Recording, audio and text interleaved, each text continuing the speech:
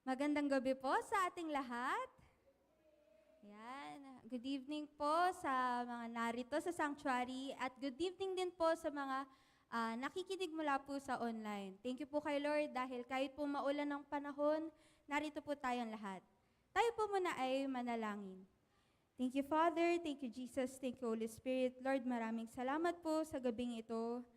Thank you po, Lord, dahil kayo po ang nagtipon-tipon sa amin dito. And Lord, I pray na kayo po ang magtago sa akin, Lord, sa inyong likod at tanging salita niyo lamang po ang mamumutawi sa aking labi. Thank you po, Lord. In Jesus' name we pray. Amen. So, lahat naman po tayo ay familiar sa konsepto ng love language. Tama po? Hindi na po ito bago sa atin. Meron po tayong 5. Physical touch, words of affirmation, acts of service, gift giving, at ano yung isa? Yun po, basta po 5 po sila.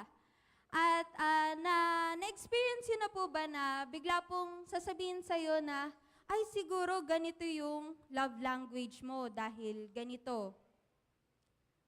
Siguro gift-giving ang love language mo kasi ang hilig mo mamigay ng gifts eh.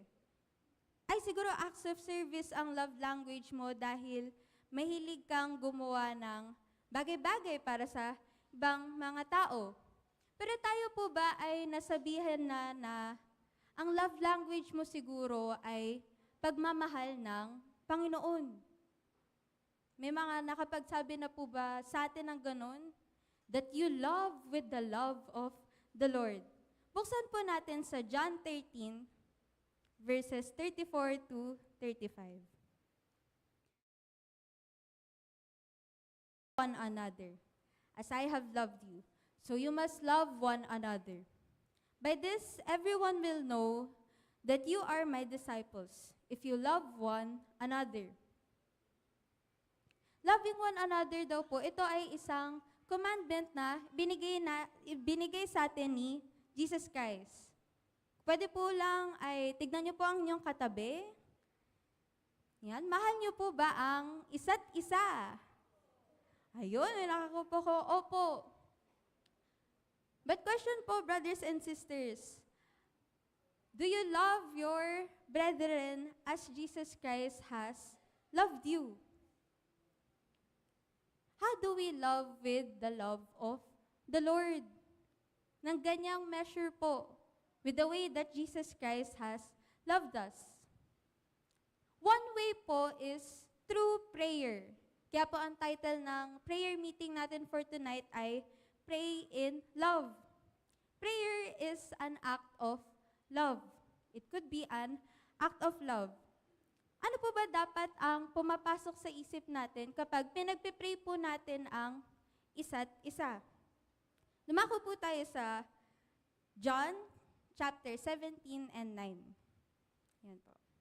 I pray for them. I am not praying for the world, but for those you have given me, for they are yours. Sino po ba ang nagsasalita diyan? Si Jesus Christ po ang nagbanggit ng mga salita na yan. Background lang po sa verse na yan, ito po ay during Gethsemane. Si Jesus Christ po ay nanalangin sa bundok ng Gethsemane at kasama po yan, parte po yan ng prayer niya for His disciples. I pray for them. For those you have given me, for they are yours. Hindi lang po limited ito sa mga disciples, pero for those who belong to the Lord. Those who are part of His kingdom. Those who are part of God's family. Ito po ang iniisip ni Jesus Christ. Pinapanalangin niya po ang mga disciples dahil sila po ay parte po ng pamilya ni Lord. Because they are the Lord's. Precious po ang mga disciples sa Kanya. Precious po ang mga believers sa Panginoon. And so when we pray din po for our fellow brethren, let us keep in mind just how precious they are to God.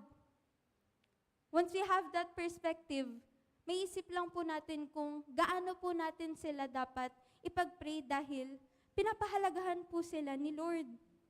Yun po ay dapat na minomodel din po natin. Pinapahalagahan po natin ang isa't isa.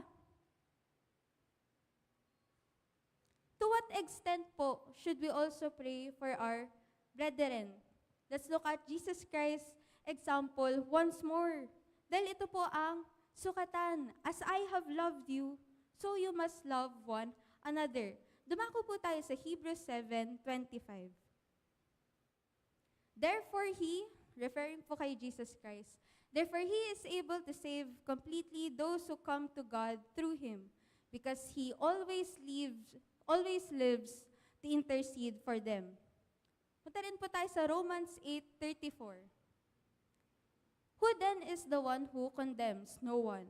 Christ Jesus, who died, more than that, who was raised to life, is at the right hand of God and is also interceding for us. Both verses po, sinasabi po na Jesus Christ is continually interceding for us. Yan po sa Romans 8:34, He is seated at the right hand of the Father, interceding for all believers. Ganito po yung extent ng pananalangin ni Jesus Christ. At familiar na po na memory verse sa atin ang 1 Thessalonians 5:17. Pray continually. Pray without ceasing. Matagal na po itong naituturo sa atin. Pero yung pray continually, pray without ceasing, nailagay na po ba natin to sa konteksto na I am praying for another person. I am praying for my brother. I am praying for my sister. Sa tuwi-tuwi na po ba naaalala natin yung brother or sister natin? Ay, kailangan nyo po ng protection. Ito po ang mga circumstances niya sa buhay. Kailangan niya ng strength, kailangan niya ng guidance. Ay, itong brother ko, kailangan niya po ng providence.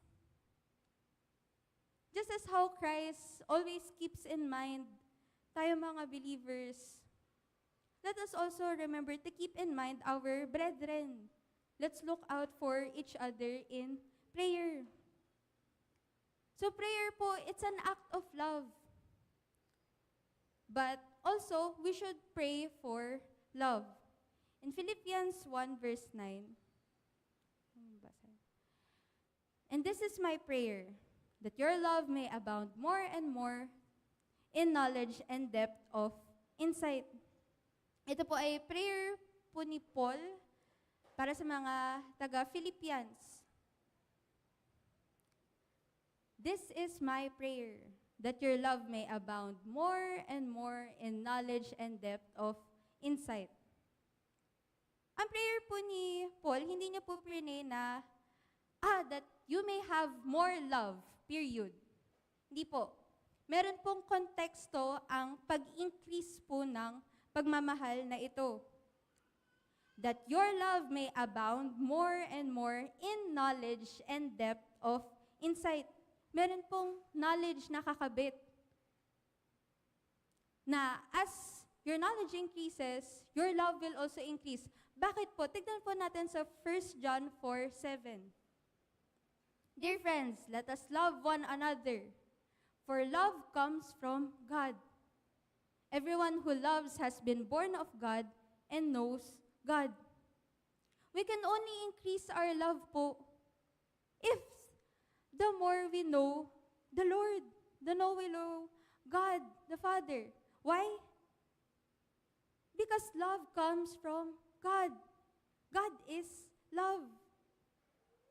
And so, brothers and sisters, if we want to follow John 13, verse 34, that we love one another as Jesus Christ has loved us, dapat po, una po muna nating ma-experience ang pagmamahal ng Panginoon. At hindi lang po basta experience, but as we go day by day, ito po ay mas nararama natin, mas nakikilala natin ang Panginoon. Mas na-experience po natin ang pagmamahal na ito para alam po natin kung paano po mahilin ang ating mga brothers and sisters. John 13 verse 35. By this everyone will know that you are my disciples, if you love one another. Love po ito ay mark sa ating mga believers. It sets us apart dahil na-receive po natin ang love ni Lord. We receive the love of the Father.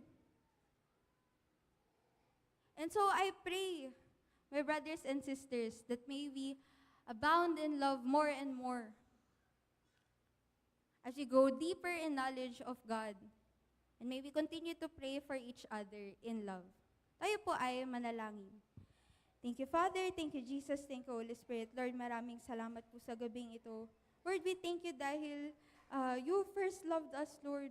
We can love dahil na-receive po namin sa inyo ang inyong pagmamahal. And Lord, I pray na may we continue to grow in you, grow in love, Lord. Upang ito rin po ay maipadarama po namin sa isa't isa at makita po ng iba pong mga tao. Thank you po, Lord. In Jesus' name we pray. Amen.